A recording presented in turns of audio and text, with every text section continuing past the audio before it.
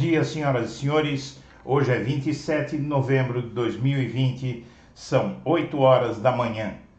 No Estadão, aprovação de Bolsonaro cai no período eleitoral, aponta Ibope. Percentual de eleitores que consideram gestão do presidente boa e ótima diminuiu em 19 capitais desde outubro. O presidente Jair Bolsonaro perdeu apoio em 13 capitais brasileiras durante o período de campanha eleitoral nos municípios, segundo pesquisa Ibope. O Estadão comparou a avaliação do governo em 24 capitais em levantamentos feitos desde outubro. O percentual dos que consideram a administração de Bolsonaro ótima e boa variou negativamente em 19 cidades. Em 7, a oscilação aparece dentro da margem de erro. Em outras 12, o resultado aponta um desgaste na imagem do governo. A maior queda de popularidade do Bolsonaro ocorreu em João Pessoa, onde a queda foi de 13 pontos percentuais, indo de 43 para 30. No Metrópolis, Bolsonaro rebate Dória. Vamos oferecer a vacina, mas tem que passar pela Anvisa, diz o Metrópolis. Na CNN, pandemia impacta mais mulheres do que homens, diz a ONU sobre trabalho doméstico extra das mulheres durante a pandemia. No jornal Valor Econômico, Covas lidera em disputa que ganha tensão. Pandemia foi um dos temas centrais do debate entre Covas e Boulos.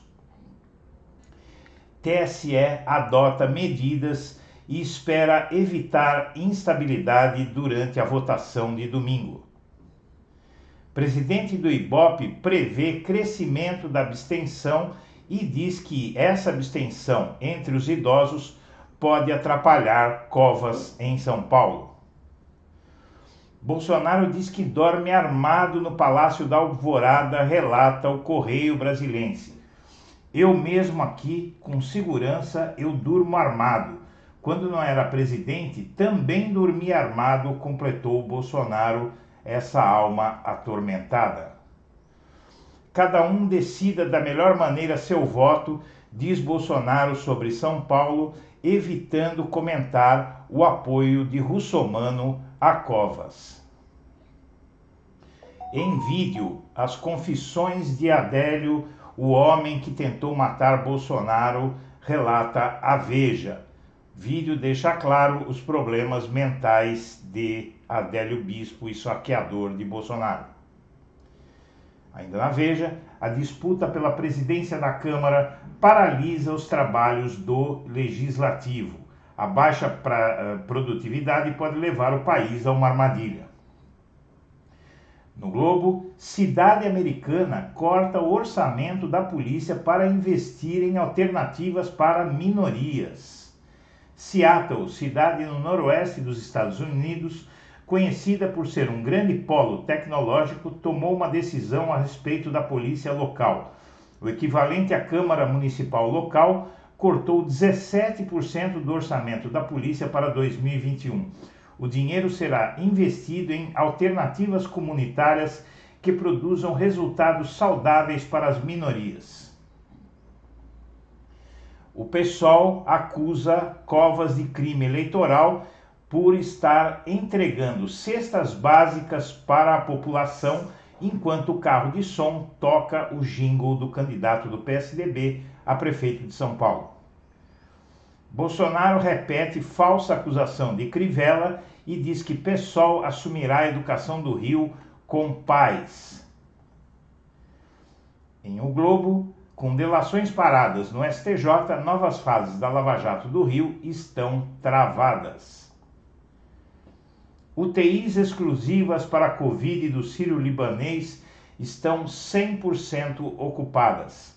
A segunda onda de pandemia em São Paulo começa a se agravar por cima como na primeira onda, pelos estratos mais ricos da sociedade.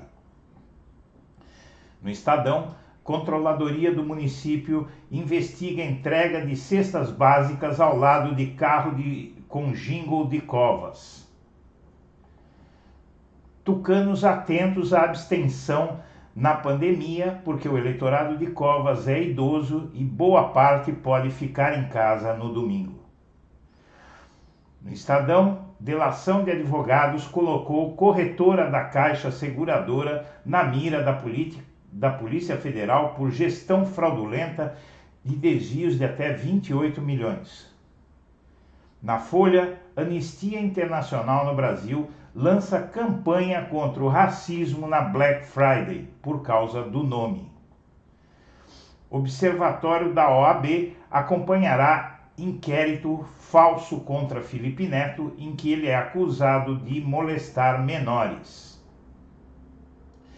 Na Folha de São Paulo, PSOL convoca militantes de outros estados para fazer campanha pró-Boulos em São Paulo. Ainda na Folha, flexibilização prematura da pandemia fez mortes por Covid saltarem em Manaus, diz pesquisador da Fiocruz. O uso de máscaras é o último tabu a cair, diz Bolsonaro sobre prevenção da Covid. Em plena segunda onda de Covid-19, o Bolsonaro faz campanha contra o uso de máscaras no país. Clínicas particulares têm pedido de lista de espera para imunização pelas vacinas que estão vindo por aí. Com alta de internações, hospitais municipais de São Paulo já reservam alas para pacientes com Covid. Covid acelera, mas apagão de dados do Ministério da Saúde prejudica a medição de quanto a pandemia está se acelerando. Ações judiciais contra a União disparam e governo prevê perda provável de quase R$1 trilhão. Tribunal de Contas da União ameaça condenar Guedes se o governo não definir meta fiscal. Legalização do aborto na Argentina pode ser exemplo à região, diz criadora do projeto de lei. Para Vilma Ibarra, diferentemente de 2018, agora há condições necessárias para aprovação no Congresso argentino. No futuro de Bolsonaro, som e fúria não pagam contas. A dívida pública caminha para 100% do PIB, a austeridade parece inevitável e a renda per capita já caiu, diz Economist, a revista inglesa de finanças que prevê um futuro bem difícil para o país sob Bolsonaro.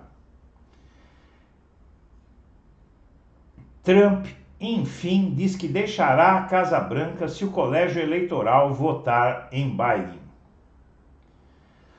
Ainda na Folha, o Tribunal Superior Eleitoral foi alertado para problemas de TI e falta de testes em totalização de votos, mostram documentos.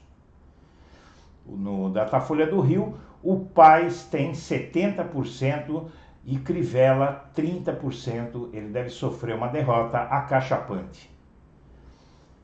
Na reta final, Covas tem 54% e Boulos 46%, diz o Datafolha.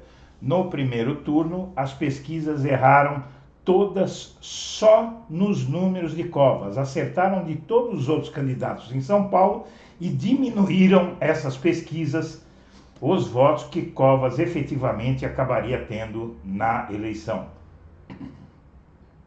TSE espera novos vazamentos por hackers no domingo, mas sem ligação com urnas eletrônicas. Comissão da Câmara que acompanha o caso Carrefour ouvirá advogados negros sobre racismo estrutural. Candidatos torram fundo eleitoral, mas guardam fundo partidário para 2022. E por fim, falhas nos testes da vacina de Oxford mostram que o Brasil não pode ser refém de um único laboratório, diz o governador Wellington Dias, do PT. Senhoras e senhores, nós agradecemos a atenção e estaremos de volta ao meio-dia. Um abraço para todo mundo.